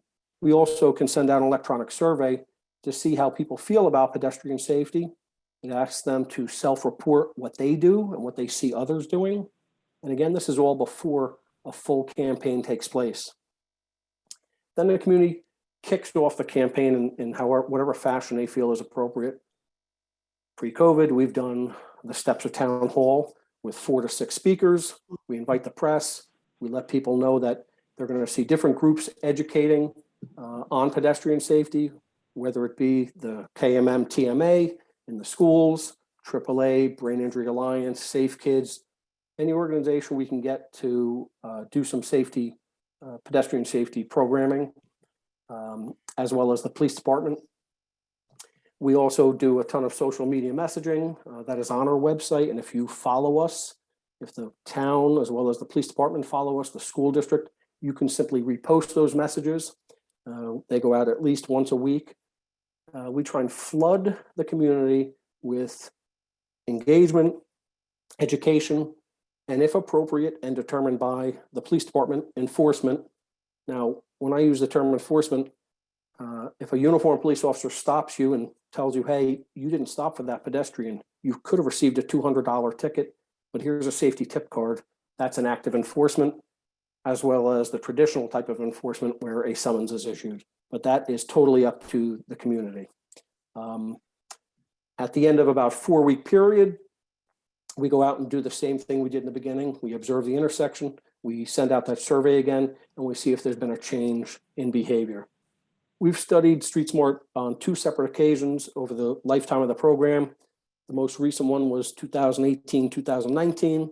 They looked at those communities that you see on the screen, and they found that it did make a difference in the short term. They found that 60% more drivers stop for people crossing before turning right at a red light or a stop sign. 40% more drivers stop for people crossing before turning at a green light. 45% reduction in drivers running red lights or failing to stop at stop signs. And 21% more people were crossing either using a crosswalk or they were waiting for that walk signal. So we know, at least in the short term, it does make a difference. And we think that even if a town doesn't have a huge problem. We all know that we all move about in the state of New Jersey, and you may go to a city or a location that has a real problem, and we want to make sure everyone knows how to drive and walk and share the road. Street Smart New Jersey has been in some of the towns you see here on this slide, but we've also been in others where reports haven't been completed. But if you go to our website and click on the map for Middlesex County, you can highlight some of these different ones and actually see the report that was produced. Again, we've done Middlesex County. Woodbridge gave us a proclamation in 2019 stating that it was Street Smart New Jersey Day. Also, Bill Neary, the director of KMM, was in Milltown, let me see here, Woodbridge, and then, I'm sorry, East Brunswick, when they did a small campaign within that commercial establishment. So the key is to get everyone and anyone involved in the messaging to understand what the law is. The images you see here are prior to us revamping our messaging. We had a very busy image, which was a little problematic, but we're here to help you in any way you can. If you have a billboard and you had access to it, we can make that the signage for you through our graphic artist at no charge to you. We can help you do press releases. They're on our website, but anything you need, and the police department has already been very out there asking for help, as well as Councilman Hirsch. So we're here to help in any way and to get people talking about pedestrian safety, because many people do not know what the law is. I'm happy to answer any questions you might have. Okay, Will, you want to get rid of that screen? Sure. Okay. Okay. So how much? I mean, how much does this cost? So we do not sell anything, but you can do it all electronically and it will cost you nothing. You can send out the messaging electronically. If your police department has money, between $500 and $800 would probably get you enough materials to do your town at different times at different locations. So, for example, you choose an area around a school and maybe there's two intersections that there's a lot of pedestrian traffic. You put up the signs, you have safety tip cards to hand out. Hopefully the police department can be out there handing them out. You get the school district to send it out electronically, those safety tip cards. It's as much as you want to do and when you want to do it. A lot of police departments are simply taking it on and doing it when they can, and they don't have any set period of time. They don't say we're starting this month and we're going to end 6 weeks from now. They do it when they can do it. Clearly, as the spring approaches, you're going to have more people out and about, and that would be a great time to have these signs. Additionally, those signs, if you zip tie them up, you cut the zip tie, they can be removed to different locations. So for a relatively small amount of materials, you can really go a long way with it. And the electronic end of it, the electronic messaging, really, it costs you nothing, so. And Councilman Hirsch, our SWAC team and you, what are your thoughts on all of this? We like it. I think, we were impressed with Will's presentation. Members of our team are very much involved with Keep Middlesex Moving and the North Jersey Transportation Planning Association. So understand that, and anybody watching, this is a piece of pedestrian and driver safety improvement in town. It's not everything. There are obviously infrastructure upgrades and refinements that need to be made. But this awareness piece, I think, was really important, particularly when looking at some of our some of the pedestrian hazards downtown when walking around, and getting drivers more oriented with their surroundings, as well as paying attention to people in crosswalks and in the roadways. So SWAC was certainly supportive. We were pleased that the price is right. So it's really, whatever we want to get out of it is what we put into it. So if it's materials that we need, there are minimal costs, but as far as digital marketing is concerned, that's all provided. And if you were to get, if you had a business in town or the business association who said they wanted to be involved, we could put their logo onto those materials if someone was donating items. Also, if you're not aware, March 1st, the new safe passing law will take effect. The new law requires 4 feet of space between you as a driver and that vulnerable road user. So a person walking, wheelchair, scooter, running on their bike, whatever it may be, or you have to change a lane, or you have to slow down to 25 miles an hour. And although we don't expect there to be a big push on enforcement come March 1st, because many people, including law enforcement, need to be educated on it, we are about to work with others to get some law enforcement training on that, and then do a big media push on that new law. And just on that too, Mayor, I'm sorry, just on that, that the 4-foot rule was an effort championed by our own Assemblyman Karbinchak here in the 18th district. And but as far as culture is concerned, I make no secret that I drive a lot. And when it comes to awareness, so a few years ago, if there's an emergency vehicle on the side of the road, the law is that now you have to actually move over a lane. And over time, that type of cultural change has resulted in what I identify as more cars kind of following that rule. And I think downtown,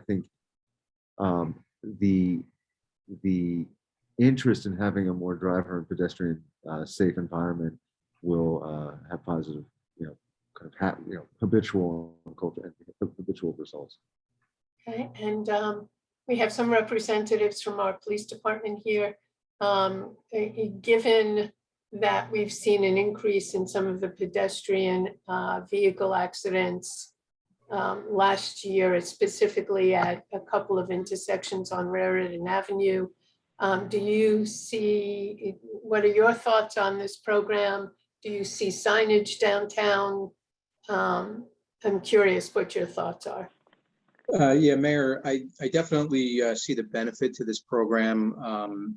Sergeant Soda and I first, I think, got a presentation pre-COVID. We brought Will in. We had a meeting with him and our administration immediately prior to COVID, and then of course COVID came, and it really, we shifted our focus quickly, and we kind of stayed in touch with Will. I'm on his email list, and as I continue to sit with SWAC at their monthly meetings, I thought it would be a good idea to bring him in, see if maybe that could, if we had their blessing, that would help gain some traction with this program. And I think everybody really liked it, and got Councilman Hirsch's endorsement, so to speak. And, I think that's why we're here tonight, where we're at. I definitely think that it would be beneficial.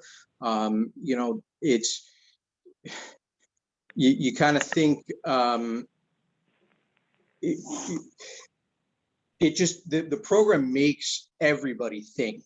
That's the way that it's really designed to, we go about our lives, walking, driving, you are so focused on your task at hand, you just don't, I think a lot of it is you're not paying attention, probably selfishly, to your surroundings. And if you can throw these signs out there and you make one person see, we've had that message board out at 4th and Raritan now for quite some time.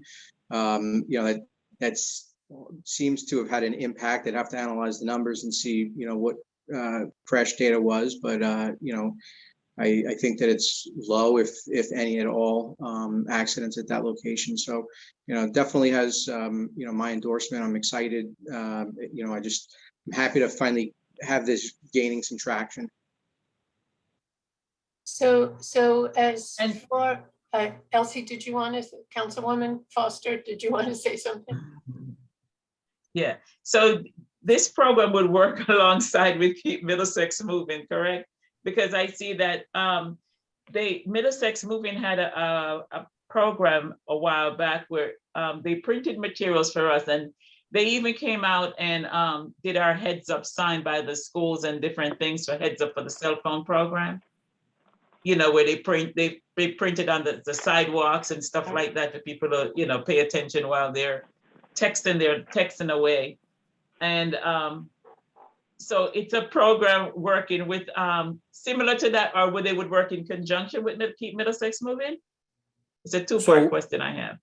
Yep, it would if KMM has that capacity to do that. So COVID, of course, caused them some issues. And sometimes because they have a very robust Safe Routes to School program, their employee capacity just isn't there to go out and do this street smart outreach. They participate in the program. And when one of the reasons and one of the things I do is promoting the program along with others. So when our TMAs like KMM don't have the capacity to get into a school to do a talk or to the senior center, and I call upon AAA or Safe Kids or Brain Injury Alliance, and they all have pedestrian messaging and pedestrian safety messaging programs. So really, we try and flood the community with whoever will help us, and all of those entities are free, of course. So then what I would like. Part. We love that it's free and it's accessible.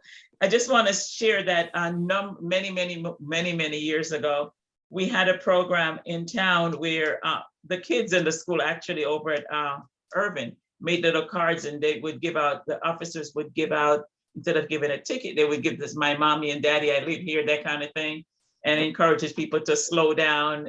Instead of giving a ticket, it's a gentle reminder that, you're giving this little ticket that kids made up.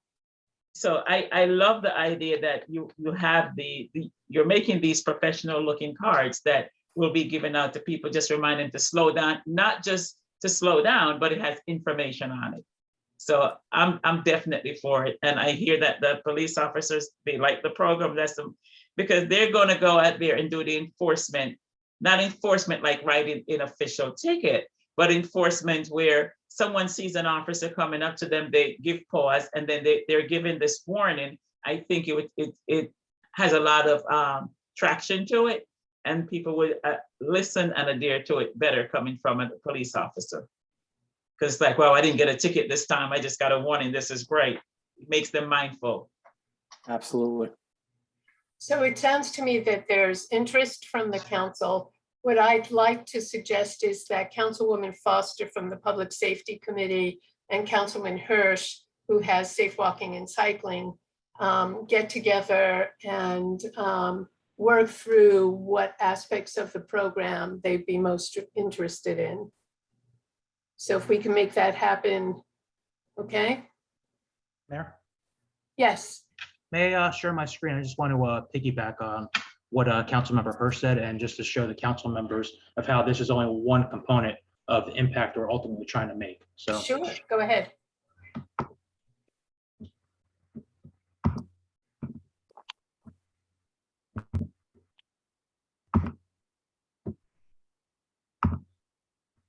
So I developed a quick logic model just to say that we're looking to have a Vision Zero initiative in Highland Park.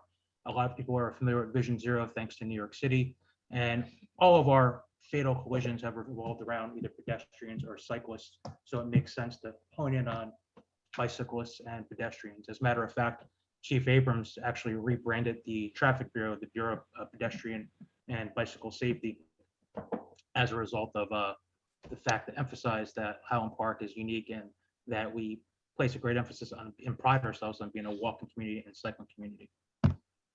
So to the left of the screen, you'll see resources are obviously needed for anything. One of them is funding. There are grants out there for the police department. There's also grants out there from the engineering aspect, as the police is just one component of all this. You have the police personnel. You have bike and pedestrian long-term planning. I know there's plans in the works for redevelopment in various areas of the borough, and also on the county level and state level. So that needs to be taken into consideration when doing any improvement projects.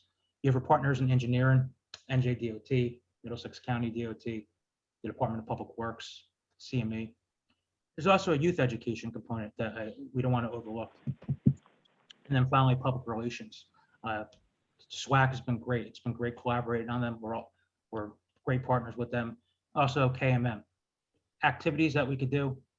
Police department would do targeted traffic enforcement. As we've already said, enforcement doesn't necessarily mean giving out tickets. It means if an officer observes a violation, the officer would stop the violator, explain to them what they did wrong, maybe have one of those cards that Will was talking about, give those out as opposed to a ticket. We have road improvement projects. We have driver education for teenagers, and we have the use of billboards and media, also our message signs, which are already doing it rather than the fourth. We could actually track all these things. We could keep track of the traffic stops made. We could keep track of what intersections go to like a lead interval, traffic flow redesigns, or line painting by DPW. We could keep track of presentations we make for our teenage drivers, whether it be police and teens, or every 15 minutes. And we could also keep track of the posts that we make on social media, the number of messages we have out there, number of billboards. What are we looking for? Short-term, an increase in the general awareness of the major contributing factors to pedestrian and bicyclist collisions within Highland Park. Long-term, we're looking for a positive change in belief towards impaired driving, distracted driving, speeding, and sharing the roads with pedestrians and bicyclists. And an observed positive change in the behavior of drivers and pedestrians alike. Just like Will, we're not out there to place blame on motorists or bicyclists or pedestrians. We want everyone to be safe, and that's ultimately our impact. We want to make sure that there's zero fatalities. We want to achieve that vision of zero in Highland Park. Of course, on the bottom, we have external environmental factors. They always come into play. Right now, obviously, we're dealing with COVID, unfortunately, still. So here's my contact information. As I said, KMM is doing the heavy lifting, and Will, I thank you so much for agreeing to come to this presentation tonight, along with Councilmember Hirsch. But it's only one component. We're all villagers, and we all need to work together to achieve this Vision Zero. Thank you, Sergeant Soden. It's great. Thank you, Sergeant Soden. That was very, very well done, and it really did explain the goals and the processes. Thank you, Madam Mayor. Okay, so so as I said, I'd like to see Councilman Hirsch and Councilwoman Foster put their heads together and come back to the council with how you would like to proceed. Okay, there is some budgeting involved, so I'm assuming the two of you have already given thought to that. I know the Borough Administrator is in the midst of all the budget preparation, so keep that in mind. We will. Thank you, Mayor. Thank you Okay, very much for allowing me to present. thank you, Will. Well, Have a great night. You too. Thanks for the presentation. It was informative. Thank you. thank you, Sergeant Thanks, Soden. thanks, officers. It was very good. Thank you.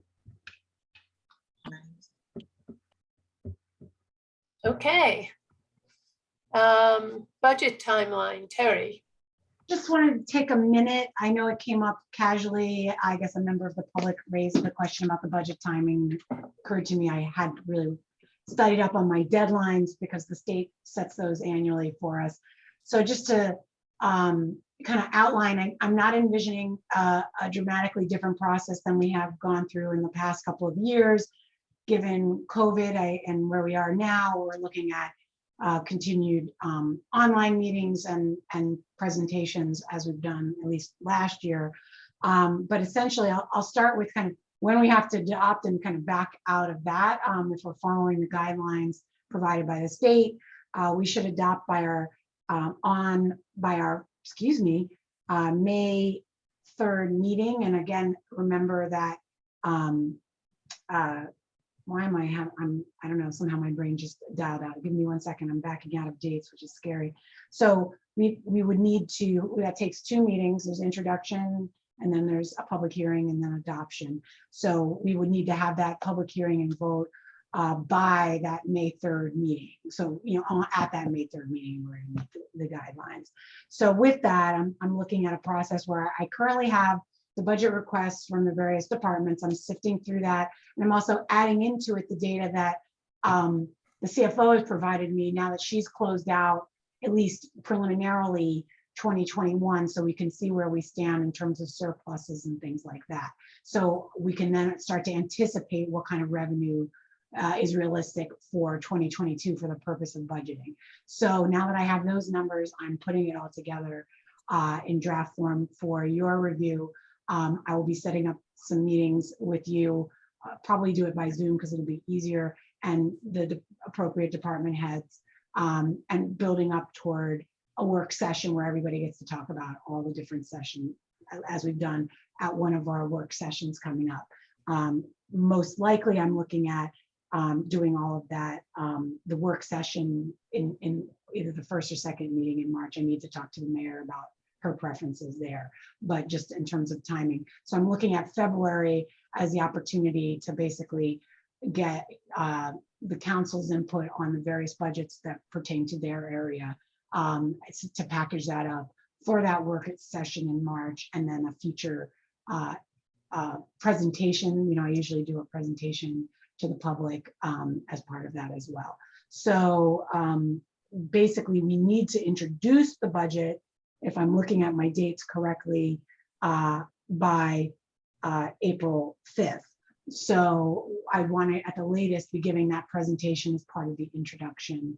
And then we would have to have a public hearing and a vote either at the second meeting in April or at the latest, the first meeting in May. So I think it's all going to depend on how close I am when you guys see the picture, the big picture, and how much negotiating we have to do from there. So I have gotten from some of you some input on kind of areas that you're concerned about. So, we will have a time to talk about that when we meet. But again, in terms of the process, the more public process, we'd be looking at a work session at one of the 2 meetings in March, and then a presentation by me either in March or at the introduction on April 5th. So that again, all depends on how much back and forth there is. Some years it's more than others, so we'll just have to see. So that's generally the process, no major surprises. And through that, and I know this has come up, so I'm just mentioning it specifically, capital requests are part of our 5-year plan is part of our budget. Although we're not required to implement it, we should be thinking that way. So I would also encourage you all to think about capital requests that either are in your mind or are on the minds of some of the committees and other folks that you work with as part of this budget process, because there's things that we're not going to tax the I shouldn't use that word, but we're not going to necessarily want to put in the operating budget. There are things that we can capitalize over time and pay off over time, but that's also dependent on the availability of those funds for that purpose. So I just want to make it real clear, we're doing both of these things on the same track. The capital plan needs to be introduced at the same time as the municipal, and I should say water and sewer utility budgets. And any council members that have a question as to what might be considered a capital expenditure, please feel free to call Terry and ask her. Right. And as a general rule of thumb, I actually, there's a definition for it, but it's, I probably let Ed answer that better than me, but it's essentially major improvements, probably over and above even, at least $15,000. I think the statute sets it lower than that, but, things that would be difficult, to do as one-offs in the budget. But yeah, on a case, if you're not sure, just put it down and we'll figure out where it belongs. Okay. Okay. At this time, we're going to go into executive session to discuss some litigation. I'm going to ask Terry, first of all, anybody who's visiting with us, thank you very much for joining us. I have to ask you at this time to depart the Zoom. I will lock the meeting once we are in. Okay, thank you. Sure. Let's see here. We need to act on the resolution first. Oh, okay. Okay, so may I have a resolution to go into executive session to discuss litigation? So moved. Second. Second. Roll call, please. Councilwoman Canavera? Yes. Councilwoman Foster? Yes. Councilman Hale? Yes. Councilmember Hirsch?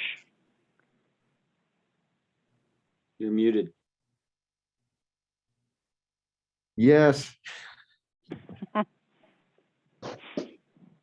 Okay, All right, give me a moment, Mayor. sure.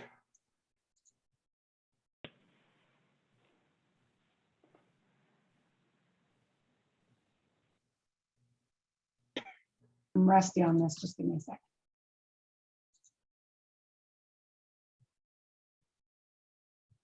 Just checking, triple checking. Oh, there it is. There's my button. Okay, there are no attendees and present, and I've locked it so nobody can join at this point. Okay. Can I- Before we go, just 1 second, before we go further, Elsie, I want to tell you, I did not know the police were going to make their presentation, but they did.